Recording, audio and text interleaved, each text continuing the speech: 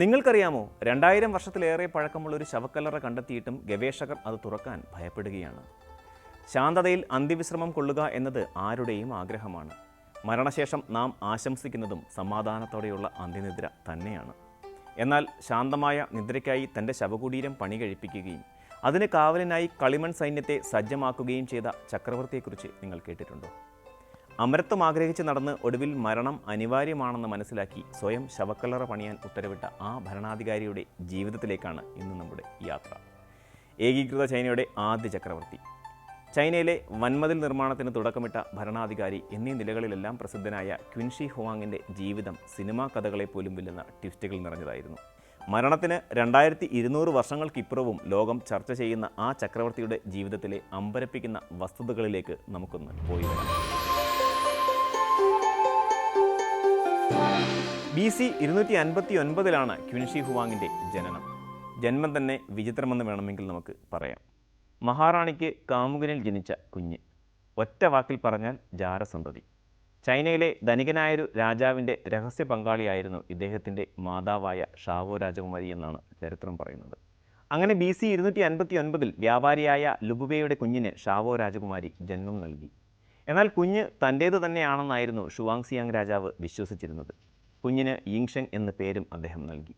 BC 246 ഷുവാങ്സിയാങ് രാജാവ് മരിച്ചതോടെ യിങ്ഷെങ് രാജാവായി. ക്വിൻഷി Huang എന്ന പേര് സ്വീകരിച്ചാണ് സിംഹാസനത്തിൽ ആരോഹണം നടത്തിയത്. സിംഹാസനം ഏറ്റെടുക്കുമ്പോൾ യുവരാജാവിന് വെറും 13 വയസ്സ് മാത്രമായിരുന്നു പ്രായം. അമ്മയാകട്ടെ യുവരാജാവിനെ പരിരക്ഷിക്കാനായി പ്രധാനമന്ത്രിയായി നിയമിച്ചത് തൻ്റെ കാമുകനായ, അതായത് യുവരാജാവിൻ്റെ യഥാർത്ഥ പിതാവായ ലുബുവെയെ തന്നെയായിരുന്നു. രാജ്യത്തെ റീജൻ്റായി ആദ്യം 8 വർഷം ശരിക്കും ഭരിച്ചത് അദ്ദേഹത്തിൻ്റെ യഥാർത്ഥ പിതാവും പ്രധാനമന്ത്രിയുമായ ലുബുവെ തന്നെയായിരുന്നു. ഷുവാങ്സിയാങ്ങിൻ്റെ മരണത്തോടെ ഷൗ രാജവംശം തകർന്നു എന്ന് തന്നെ വേണമെങ്കിൽ നമുക്ക് പറയാം.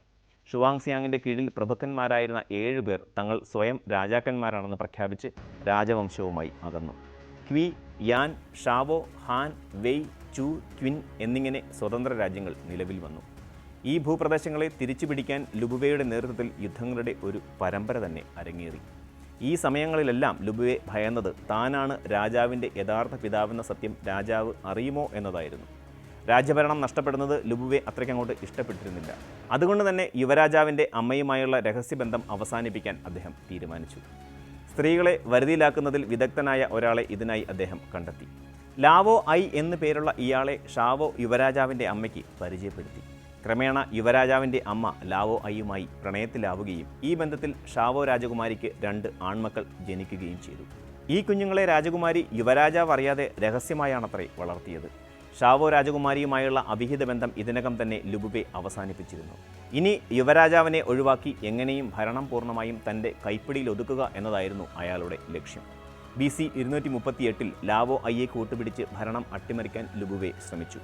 രാജ്യത്തിൻ്റെ പൂർണ്ണ അധികാരം കൈയാളാൻ യുവരാജാവിനെ വധിക്കുക എന്നതായിരുന്നു ലുബുവെയുടെ ലക്ഷ്യമെങ്കിൽ യുവരാജാവിനെ വധിച്ച് തൻ്റെ മക്കളിൽ ഒരാളെ രാജ്യത്തിൻ്റെ ഭരണാധികാരിയാക്കുക എന്നതായിരുന്നു ലാവോ ഐയുടെ ലക്ഷ്യം. യുവരാജാവ് മുൻ തലസ്ഥാനമായ യോങ്ങിലേക്ക് യാത്ര ചെയ്യുന്ന സമയത്ത് ഭരണം പിടിക്കാനായിരുന്നു ഇരുവരും ശ്രമിച്ചത്. എന്നാൽ ആ അട്ടിമറി ശ്രമത്തെ ക്വിൻഷി ഹുവാങ് മറികടന്നു. തന്നെ ചതിക്കാൻ ശ്രമിച്ചവരോടുള്ള ക്വിൻഷി ഹുവാങ്ങിൻ്റെ പക അന്നാണ് ലോകം കണ്ടത്. ലാവോയുടെ കൈകളും കാലുകളും കഴുത്തും നിരവധി കുതിരകളുമായി ബന്ധിപ്പിച്ചു. അതിനുശേഷം കുതിരകളെ വിപരീത ദിശകളിലേക്ക് പായിച്ചു. ജീവനോടെ തന്നെ ലാവോ ഐയുടെ ശരീരഭാഗങ്ങൾ നിരവധി കഷണങ്ങളായി ചിതറി. തൻ്റെ മാതാവിന് ലാവോ ഐയിൽ ജനിച്ച 2 ആൺമക്കളെയും യുവരാജാവ് വധിച്ചു. അമ്മയുടെ സഹോദരന്മാരും അവരുടെ ഭാര്യമാരും ഉൾപ്പെടെയുള്ള ബന്ധുക്കളെയെല്ലാം വധിച്ചു. അമ്മയെ കൊല്ലാതെ വിട്ടെങ്കിലും പിന്നീടുള്ള കാലം ഷാവോ രാജകുമാരി വീട്ടുതടങ്കലിൽ തന്നെ ആയിരുന്നു. BC 235 ലുബുവെ 1 കപ്പ് വിഷവീഞ്ഞ് കുടിച്ച് ആത്മഹത്യ ചെയ്തു. അദ്ദേഹത്തിൻ്റെ മരണത്തോടെ 24-കാരനായ രാജാവ് ക്വിൻ രാജ്യത്തിൻ്റെ പൂർണ്ണമായ ആധിപത്യം ഏറ്റെടുത്തു. തൻ്റെ മുൻഗാമിയുടെ മരണത്തെ തുടർന്ന് നഷ്ടമായ ഭൂപ്രദേശങ്ങൾ വീണ്ടെടുക്കാൻ വീണ്ടും യുദ്ധങ്ങൾ ആരംഭിച്ചു. 227 യാൻ ഭരണകൂടം 2 കൊലയാളികളെ അദ്ദേഹത്തിൻ്റെ കൊട്ടാരത്തിലേക്ക് അയച്ചു. പക്ഷേ അവരെ വധിക്കാൻ രാജാവിന് കഴിഞ്ഞു. 5 വർഷത്തിന് ശേഷം യാൻ സംസ്ഥാനം പൂർണ്ണമായും ക്വിൻഷി ഹുവാങ് കീഴടക്കി. BC 230 ഹാൻ രാജവംശം ക്വിൻഷി ഹുവാങ്ങിൻ്റെ അധീനതയിലായി.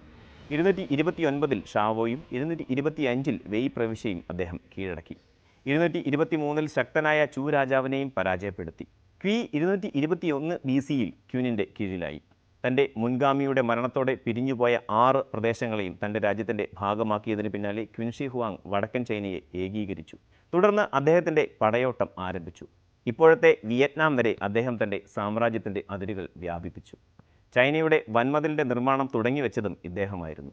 മധ്യവയസ്സിലേക്ക് പ്രവേശിച്ചപ്പോൾ ഒന്നാം ചക്രവർത്തി മരണത്തെ കൂടുതൽ ഭയപ്പെട്ടു. മെർക്കുറി കഴിച്ചാൽ അമരത്വം ലഭിക്കുമെന്ന് ആരോ അദ്ദേഹത്തെ പറഞ്ഞ് വിശ്വസിപ്പിച്ചു.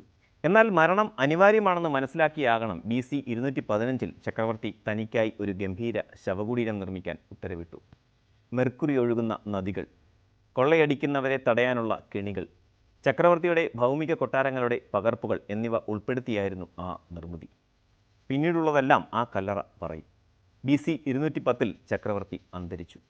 മദ്യത്തിൽ മെർക്കുറി ഒഴിച്ച് കഴിച്ചതാണ് 49-ാം വയസ്സിൽ ക്വിൻഷി ഹുവാങ്ങിൻ്റെ മരണത്തിന് കാരണമായതെന്നാണ് പറയപ്പെടുന്നത്. ഗവേഷകനായ സിൻഹുവായിയുടെ അഭിപ്രായത്തിൽ ശവക്കല്ലറുടെ 1-ാം നമ്പർ കുഴിയിൽ 6000 കളിമൺ യോദ്ധാക്കളും കുതിരകളുമുണ്ട്.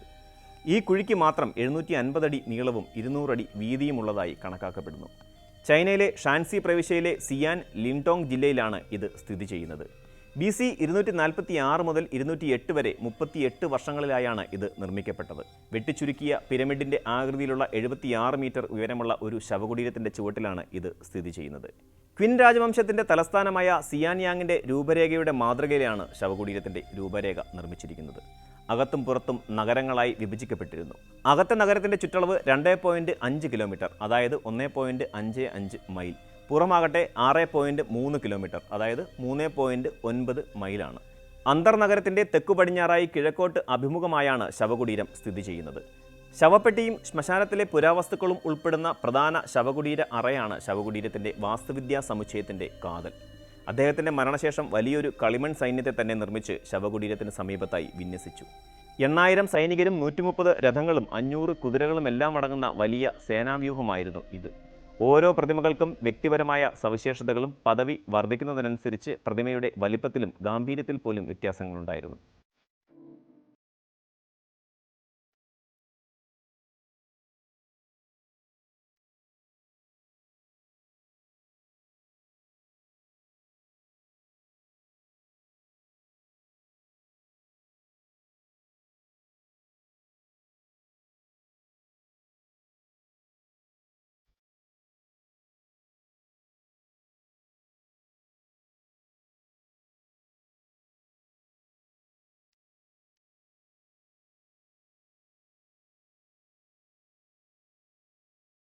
ആയിരത്തി 1974 ഷാൻസിയിലെ ഷിയാൻ എന്ന സ്ഥലത്ത് കിണർ കുഴിക്കുന്നതോടെയാണ് കർഷകർക്ക് ആദ്യ കളിമൺ സൈനിക രൂപങ്ങൾ ലഭിക്കുന്നത്.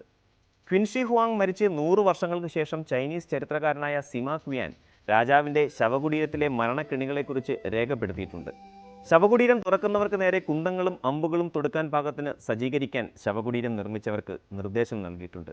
പുറത്തേക്കൊഴുകാൻ തക്കവണ്ണം മെർക്കുറി ഒരുക്കി വെച്ചിട്ടുണ്ട് എന്നാണ് ചൈനീസ് ചരിത്രകാരൻ കുറിച്ചിരിക്കുന്നത്. മെർക്കുറിയും തുറക്കുന്നവർക്ക് നേരെ തൊടുക്കുമെന്ന് പ്രതീക്ഷിക്കുന്ന ആയുധങ്ങളും മാത്രമല്ല പുരാവസ്തു ഗവേഷകരെ ഈ ശവകുടീരം തുറക്കുന്നതിൽ നിന്നും പിന്നോട്ട് വലിക്കുന്നത്.